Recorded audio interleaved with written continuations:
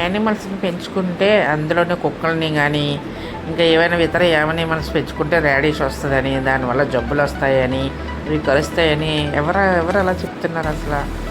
అవి అవి ఎందుకు అలా చేస్తాయి? మనం పెంచుకుంటే వాటికి ఫుడ్ కావాలి కదా, వాటికి విశ్వాసం అనేది ఉంటుంది, సెన్స్ అనేది ఉంటుంది, అన్నీ తెలుస్తాయి. అవి ఎందుకు కరుస్తాయి? ఇది చాలామంది కూడా వీడియోలు రాంగ్గా పెడుతున్నారు. కుక్కలు కరుస్తాయి, ర్యాడీస్ వస్తాయి, కుక్కల వల్ల జబ్బులు వస్తున్నాయి అనేసి.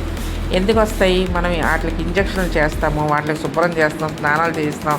మనం ఎలా చేస్తామో మనతో పాటు అవి కూడా అలాగే ఇక్కడ మనం పెంచుకుంటే అలాగే కదా చేస్తాము. ర్యాడీస్ వస్తాయి, జబ్బులు వస్తాయి, అవన్నీ అపోహ, ఏమీ ఉండదు. మనం ఎలాగ ఒంటికి తెల్లవారులేసి శుభ్రం చేసుకుంటామో వాటికి కూడా అలాగే శుభ్రం చేసుకుంటాం. కానీ మనకి ఎలాగ జబ్బులు రాకుండా ఉంటాయి, వాటికి అలాగే జబ్బులు రాకుండా ఉంటాయి.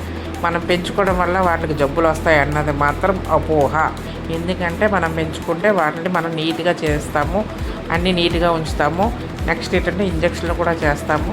అవి మనతో పాటే ఉంటాయి, వాటికి సెన్స్ అనేది ఉంటుంది. కాబట్టి మనం ఫుడ్ పెడతాం కాబట్టి అవి కరవు, వాటి వల్ల మనకు జబ్బులు రావు. వాటికి తెలుసు పాస్ ఎక్కడికి వెళ్ళాలి, పెంచుకున్న తర్వాత పాస్కి ఎక్కడికి వెళ్ళాలి, టూకి ఎక్కడికి వెళ్ళాలి, అన్నీ వాటికి కూడా తెలుస్తాయి. అవి ఎక్కడ పడితే అక్కడ, మనం పెంచుకునే తర్వాత ఎక్కడ పడితే అక్కడ వెళ్ళేవి.